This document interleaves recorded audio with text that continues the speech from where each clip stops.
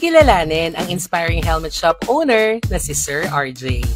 Siya ang may-ari ng RJ Helmet Moto Gears.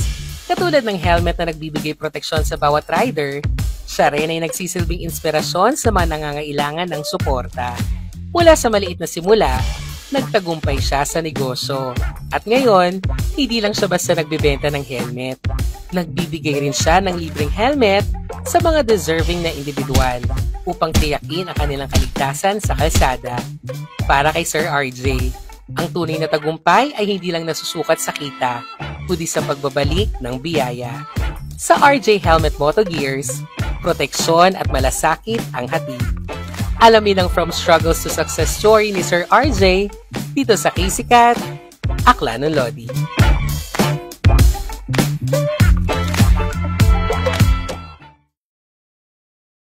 Mabuhay kay citizens! Kasama nyo ngayon Monsur Vitero at welcome sa pinakabagong episode ng ating programa ng Dalay Totoong Kwento mula sa mga klanong kaido-idolo. Ito ang Kisikat, Aklan ng Lodi.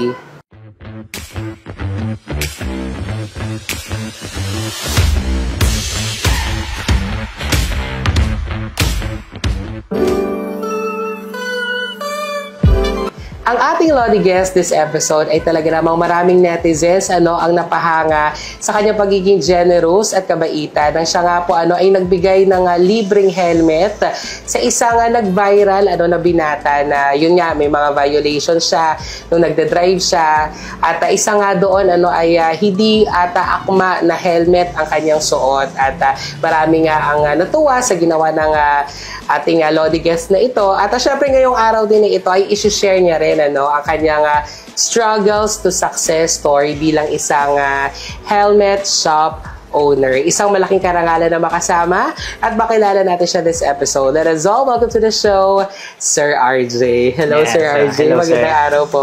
Magandang araw. Magandang araw sa lahat ng mga followers ni Sir Monsur at saka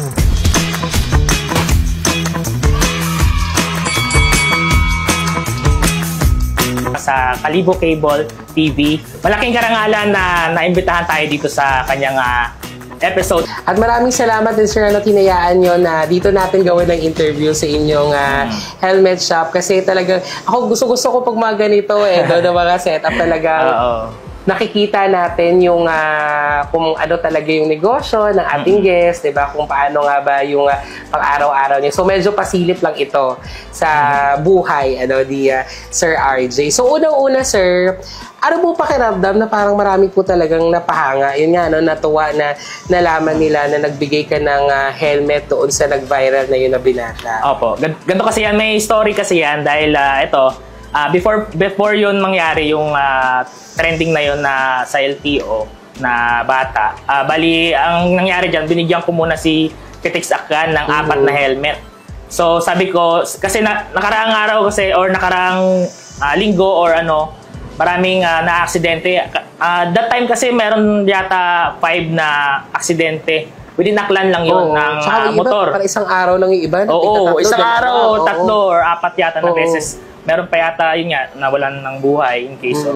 Tapos, yun, bali, may nag-post si Pitix Akgan na, yun nga, naghahanap siya ng mag-sponsor ng helmet in case nagpaparinig ba. So, maraming mga followers ko rin na minention ako dun sa mismong post niya. Tapos, ayun, at pinapunta ko siya agad kinabukasan. Sabi ko, ganito, punta ka dito. Tapos, yun nga, magbigay tayo ng helmet. At that time naman, sumunod nun ay yun nangyari yung trending na yun. Nag-PM sa akin si Pitix Akgan na, yun nga, what if dito na lang natin siya, dito sa tao na to, bigay natin yung helmet. Tapos, yun, sige naman, dali-dali naman ako na nag-approve sa kanya dahil na-experience ko lang din naman na, yun, mahirap din kasi kumuha ng mga quality helmet. Kasi syempre sir, pag sinabi nating quality helmet, hindi rin talaga biro ang presyo. So medyo may kamahala din talaga yun. And naikwento mo rin sa akin nung nagchat tayo na this is not the first time na nagbibigay ka talaga ng libreng helmet sa mga deserving din talaga na mga individual. So bilang of course, mabuti kang tao, pero at the same time, negosyante ka. So, hindi ba mahirap para sa'yo na minsan nagbibigay ka talaga ng libreng helmet ng mga quality sa mga deserving na mga tao ito? Opo. Bali, sa akin din kasi, naranasan ko rin kasi na walang masuot na quality helmet. So, bilang balik loob lang or share blessings lang din sa mga tao. Dahil, yun nga, mahirap din talaga bumili ng magagandang klase na helmet. Like mga kilala na mga brands. Mostly kasi marami na ako nabigyan ng mga helmet. So nagbo-vlog kasi ako dati, motovlog. Nagko-content creator nagko-content din ako dati. Pero ngayon binabalik-balik ko rin naman 'yan kasi nakakamiss din naman kasi mag-content or mag-motovlog sa pagbibigay din ng mga helmet. So alam niyo din 'yan ng mga followers natin at syempre sa mga nakasubaybay sa page natin na kung gaano tayo kung paano tayo nag-share ng mga blessings din. So ano naman po pakiramdam tuwing nagbibigay po kayo ng mga libreng helmet na to and saan po ba nanggagaling yung kagustuhan talaga na makapag-share ng blessings na ito? Bali sir, kasi yung ganyan kasing ginagawa ko sa kusang loob talaga yan siya. So kasi hindi naman biro kasi yung price ng mga helmet na binibigay natin. At syempre sir, kayo po ay may family na rin, ano? May sarili na pong family. So ano naman ang reaction ng family dito sa parang isa sa mga advocacies ninyo na pagbibigay ng libreng helmet? Okay naman po ba ito sa kanila? O nagsasabi rin na, uy, parang sobra naman na to. Negosyo pa rin naman to at the end of the day. Bali, yung family ko naman, very supportive naman yan sila. At saka yung asawa ko, very supportive din sa mga ginagawa natin about sa mga ganyang pinapamigay natin na helmet. So, yun, tuwang-tuwa naman sila yan at gusto rin nila na yun nga, yung mga ginagawa ko. Supportive sila, lalo na mga parents ko sa Balete, ayan, sa mga auntie ko. Last time kasi nagka-reunion kami sa Balete, last Saturday yata. Bali, nagbigay din tayo ng mga helmets doon para Apple. May apat mga ilang helmets po yung apat din grabe, mga Evo helmet din yon. So pagbigay balik loob lang din naman sa mga kaantihan ko na nagsuporta rin sa akin nung nag-aaral pa ako. So yun, parang ano na rin, pasasalamat lang din kasi galing sila ng Amerika tapos umuwi sila ng Balete. Yun, parang pasasalamat na rin.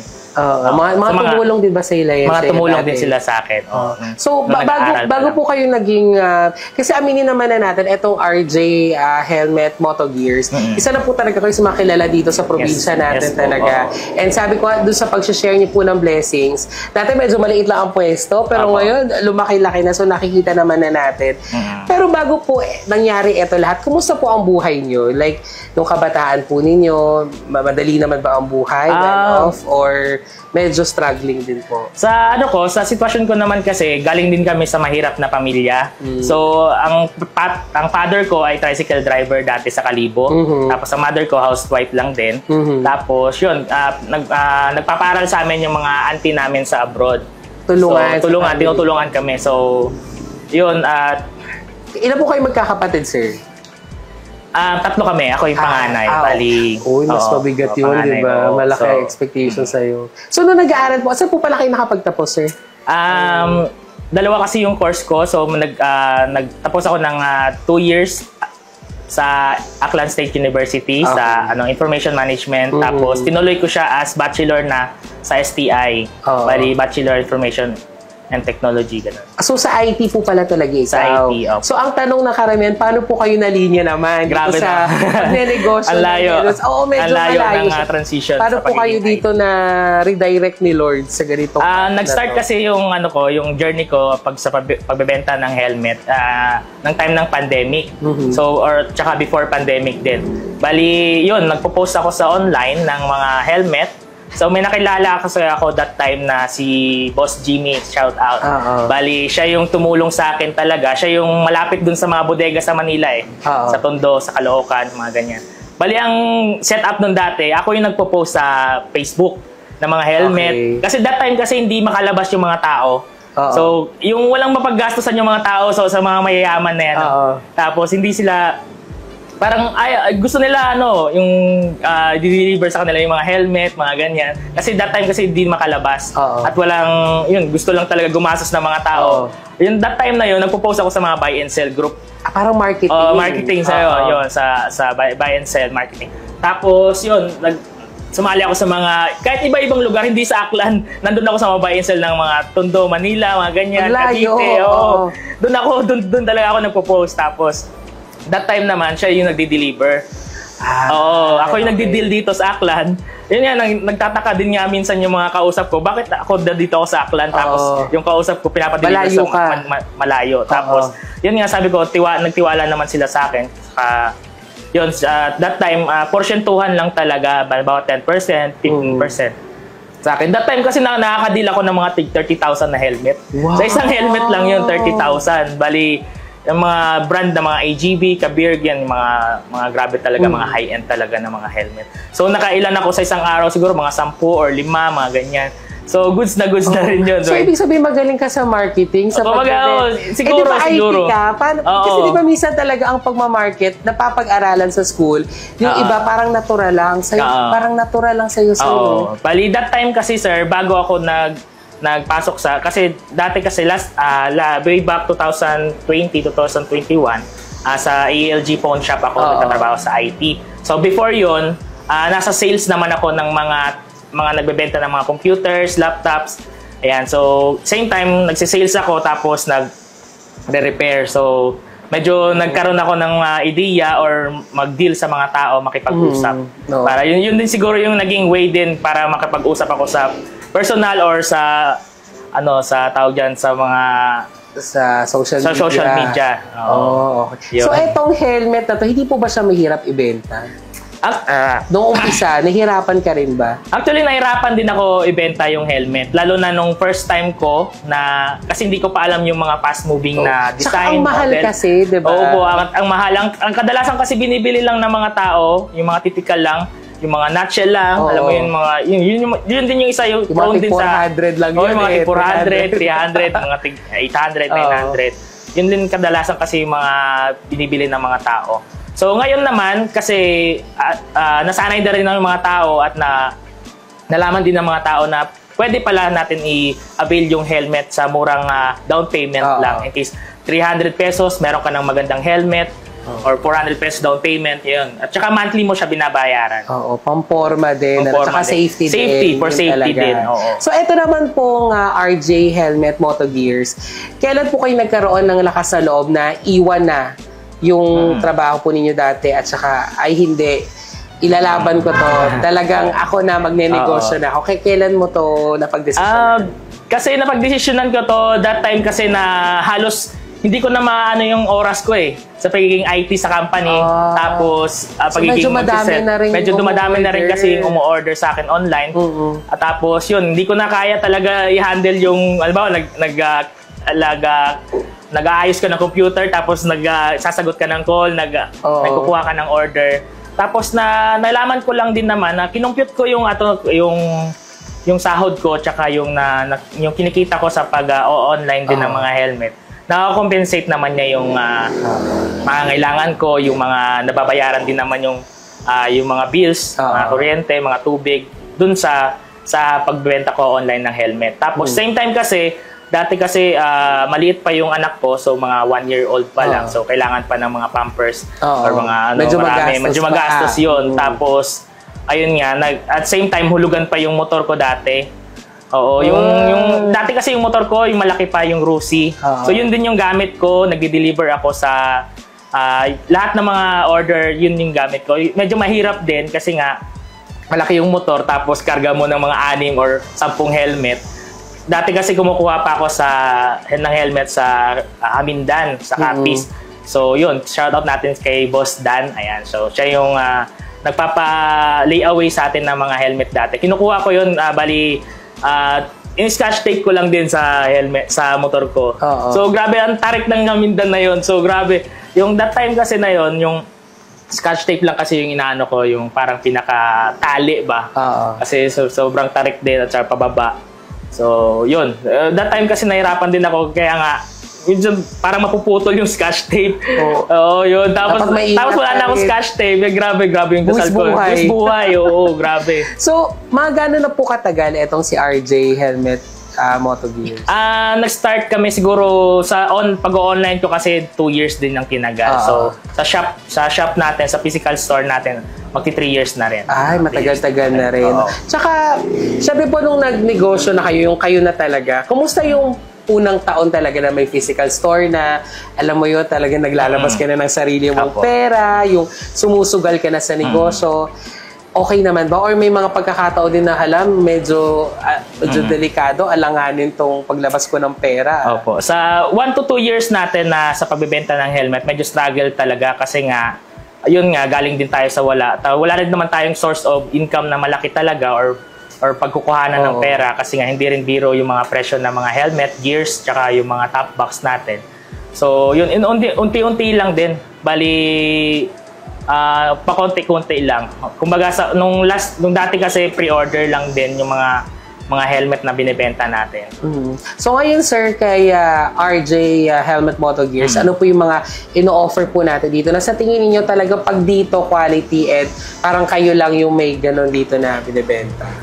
Yun, so kadalasan naman kasi common na rin yung mga brands natin na kinikater dito sa ibang shop. So yung labanan na lang natin dito, namin dito is kung paano namin i-handle yung customer namin dito at kung paano namin i-deal at saka paano namin kausapin ng maayos ng mga customer. So lahat ng customer dito na sa shop na pumupunta ay masaya. Yun din yung inaano ko. At saka na-entertain ko sila ng maayos bago sila umalis dito. Kung wala man dito yung stocks na hinahanap nila, pwede ko silang i-order in case. At saka mabilis lang din naman yung transaction. Speaking of customers, sir, na ine-entertain ninyo, parang feeling ko yung mga ganitong negosyo, yung iba't ibang klaseng tao kasi yung nakakasalamuha mo. Yes, merong mga galante naman, yung parang pag pumili, bili agad, wala lang tanungan masyado. Pero din naman na medyo hirap din, yung talagang sakto-sakto na pera, minsan kulang pa. Para sa inyo bilang negosyante, ano po yung tumatak sa inyo na kwento o karanasan ninyo dito sa negosyo ninyo na hindi nyo malilimutan? Dito kasi that time kasi meron akong customer dito na walang-wala talaga siyang pera din. Bali, short yung budget niya. 500 lang. Ay yung helmet na gusto niya is nasa worth 1,500, mga ganyan. Kulang na kulang. Kulang na kulang. So, ayaw ko namang ibigay sa kanya yung mga nutshell na helmet kasi nga medyo matanda na rin siya. Tapos yun, kailangan talaga yung full face na helmet. Yung 500 na yun, kinuha ko na yun. Tapos, binigay ko na sa kanya yung helmet. Ganun. Oo. Grabe. Buti na. Ito, honest na tara. Buti hindi ka nalulugi sa pagiging mabait mo. Sa akin kasi, sir, balik. Kasi sabi daw nila sa negosyo, dapat hindi ka daw maawain. Kumbaga dapat ang negosyo ay negosyo. Pero ikaw, medyo iba ang approach mo. Iba. No? Kasi yun din naman kasi, kasi makikita mo naman sa tao yan in case kung deserving talaga siya na, yun nga, yung walang-wala talaga siya or mahirap na sa buhay na hindi talaga maka-afford ng helmet. So, sinisikap talaga natin yan kahit medyo tagilid tayo dyan. Alam naman natin yan. Pero, yun, happy naman tayo sa ginagawa natin. Importante, passion natin yung itong ginagawa natin. At yun, masaya tayo. Yun ang importante, no? Napapahappy mo sila. Tapos, pag happy na sila, happy ka rin. Yes, no? Ano ba yung mga future plans mo dito sa negosyo mo na to? Sa future plans ko, siguro, yun nga, so, mahanap lang tayo ng tiyempo na sana pabigyan tayo ni Lord na magkaroon tayo ng isa pang branch. Yan, kasi kadalasan kasi, dun, kung saan tayo hinahanap talaga, sana magkaroon tayo ng magandang location din. Mas malapit tayo sa mga naghahanap talaga sa atin, sa ating binibenta mga helmet, mga top box, mga gears, ayan. Oo. Kumbaga para din, kunyari yung nasa Kalibo talaga. Yes. So, kadalasan kasi yun talaga yung target market natin. Doon lahat ng halos ng customer. Last time kasi, last year, last 2 years kasi halos lahat ng mga taga-Kalibo din, dito pumupunta talaga ng Ibahay. So, para lang bumili ng helmet, ayan, magpa-installment, ayan. So, marami talagang sumusuporta sa atin. So, soon, baka magkaroon tayo ng chance na magka-branch out. Ayan. At syempre may mga nanonood ngayon sa atin, sir, na mga nagbabalak din magnegosyo or may negosyo man ngayon pero medyo, alam mo na, tumatamay, nawawala na ng pag-asa. Ano pong gusto nyo ibigay na mensahe sa kanila? Sa akin din naman, sir, bali sa akin kasi nagsimula rin tayo sa mga pagiging empleyado. So, yun, kung ano lang yung, halimbawa, start ka lang muna sa parang kung gamayin mo lang muna kung ano yung talent mo, yung passion mo, kung ano yung gusto mong kung ano yung gusto mong business talaga. Saka ka mag-transition sa pagiging negosyante. Kasi ang pagiging negosyante talaga ay hindi biro. Tapos, yun nga, kailangan mo ng mahabang pasensya. Yun nga, dapat maging positibo ka lang palagi. Yan. Dahil hindi naman talaga kasi araw-araw ay Pasko, kumbaga laging may customer. Yun, dapat handa ka doon sa magiging sitwasyon na ganun. Oh, totoo yan sa negosyo, no, hindi talaga araw-araw Pasko. So dapat talaga maging mahaba ang pasensya at maging positibo lang sa buhay. At syempre sir, alam naman namin na hindi ka din naman basta mag-isa lang sa tagumpay na meron ka ngayon. Baka may mga gusto kang pasalamatan or batiin, go ahead. Yan, so una-una pinapasalamatan ko si Lord dahil kung hindi dahil sa kanya ay wala din ako dito at saka yung helmet shop natin. At saka yung asawa ko, syempre si Hanilyn, yan. Shoutout sa iyo, ma. Bali, siya yung talaga yung tumulong sa akin para mapalago itong RJ Helmet Moto Gears dahil siya yung talagang tagahawak ng pera. At saka yun, nagpapasalamat ako sa mga tumulong sa atin, sa mapalago yung RJ Helmet Moto Gears, sa mga supplier natin, sa mga big boss natin dyan. Shoutout natin yan. So maraming salamat sa tiwala talagang binibigay nyo sa akin. Wala talaga yung RJ Helmet Moto Gears kung hindi dahil sa inyo. Ayan. At syempre sir, saan po ba kayo matatagpuan sa mga nagbabalak po na bumili ng inyong mga helmets? Saan po ba kayo matatagpuan? And social media para pwede po nila kayo ma-message siguro doon or makapag-order. Sige. Shop location pala natin, Purok 1, Laguimbanwa, Ibahay, Aklan. So near Petron, Ibahay kami. In front kami ng DoExam Marketing. So National Highway lang tayo mga boss. Bali, kung galing kayo ng Kalibo, ayan, Petron, tapos yan, malapit na kami dyan, may mga plug na yan, makikita nyo ng mga helmet. So, kung galing naman kayo ng Katiklan, before kami ng cemetery ng Ibahay. Tsaka pala ang Facebook page natin ay RJ Helmet Moto Gears main page. Ang TikTok account natin ay RJ Helmet Moto Gears at saka Sir RJ. Ayan. Ayan, ako. Again, sir, baka naman may mga viewers tayo na, uy, punta tayo do kay RJ Helmet Moto Gears kasi namimigay siya ng libreng helmet. Hindi po namimigay si sir na libreng helmet. Kumbaga na-i-feature lang natin siya kasi doon siya talaga nakilala. And sa mga deserving na tao ay bukas ang puso ni sir. Yes. Pero negosyo po ito, mga listeners. Kinaklaro lang po natin yan. At syempre sir, ito talaga ang pinakamahirap na tanong sa lahat. Pinaka nahihirapan ng mga motorista natin, yung mga nag-helmet. Ang tanong po sir, paano daw po ba wag umasim ang helmet? Kasi yun ang pinakamahirap. Ang pogi sana ng helmet, may amoy lang. So ano po ba ang may advice sana dyan sir? Bali, may mga panglinis naman tayo niyan ng mga helmet. Okay. So meron available tayo dito sa shop. Meron tayo dito helmet disinfecting foam, yung super speed na brand. So ito yung ini-spray lang sa helmet, tapos magbubula siya at i-absorb niya yung dumi. Bali, itatanggalin niya yung dumi sa loob ng helmet. So meron din naman mga nauuso ngayon na mga bendo machine na mga helmet. So pwede niyong i-try yan. Syempre, kailangan din may mga helmet din kasi na natatanggal yung padding. So, pwede nyo siya tanggalin talaga. Full na tanggal siya. Tapos, yun, pwede nyo siyang, kung ayaw talagang matanggal ng mga ganitong mga nilalagay sa helmet. May mga iba kasi talaga mga matitibay. Mga matitibay, mga panmandirigma talaga. Yung wala ng pag-asa. Ano lang din naman, pwede nyo tanggalin yung padding niya. In case meron kasi mga helmet na hindi natatanggal, yung talaga medyo pahirapan. So, lalaan ka talaga ng oras para labahan talaga yung buong helmet. Ayan, alam niyo na ha. At bukod sa nangangasim na helmet, maraming salamat po sir sa pagtanggap ng interview na ito para ma-feature namin kayo. Kasi na nakita namin, alam namin na hindi lang yun basta nagbigay ka ng helmet or basta promotion lang din sa inyo. Alam namin may kwento yun at ngayon naiintindihan na namin kung saan nanggagaling ang kwento. Maraming salamat Thank you. sir. At eto na nga mga citizens, talaga napakaswerte natin kasi napakabait ng ating Lodi guest ngayon. So sir, ano ba to sir? Ano ba ang ibig sabihin ng helmet na to? Ano bang meron? Ito, ibibigay natin sa mga solid na followers ni Sir Monsoon at saka nakasuporta sa Kalibo Cable TV. Ayan, so ang gagawin nyo lamang sa mga citizens natin na nanonood ngayon, i-share nyo lang ang episode na ito at syempre mag-comment din kung ano ba ang natutunan nila sa ating episode na ito. May pinakamagandang comment, may pinakamadaming reacts. Yun na siguro. Pwede. Kung sino ang may pinakamadaming reacts doon sa i-comment niya na kung ano natutunan niya sa episode na ito, ay siya po ang mananalo ng helmet na ito. So, 24 hours natin gagawin yan. So, in 24 hours, mamimili na po tayo ng ating winner. So, kailangan lang i-follow nyo rin ang page, of course. Yes, pwede. Ano ulit yung page natin, sir? RJ Helmet Moto Gears main page. Ayan. So, i-flash natin ang page ni sir. So, i-follow nyo lang yan. I-follow nyo si Kalibo Cable. And then, yun nga, i-share ang episode na ito at i-comment ang inyong lesson mula sa naging interview natin na ito. At ang may pinakamadaming reacts, siya ang mananalo ng helmet na ito. Wow! Diba? Nag-share ka lang, nag-comment ka lang, may helmet ka na, uy, hindi biro ang helmet na ito. So, go na, sali na. Thank you so much, sir. Thank you, sir. Thank you.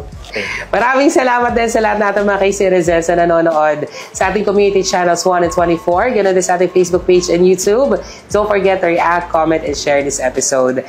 At abangan po natin sino kaya ang ating susunod na Lodi guest. Dito lamang yan sa ating programa na ang Dalay Totoong Kwento mula sa Maklanong Kaido-Idolo. Ito ang Kisikat, Akla ng Lodi.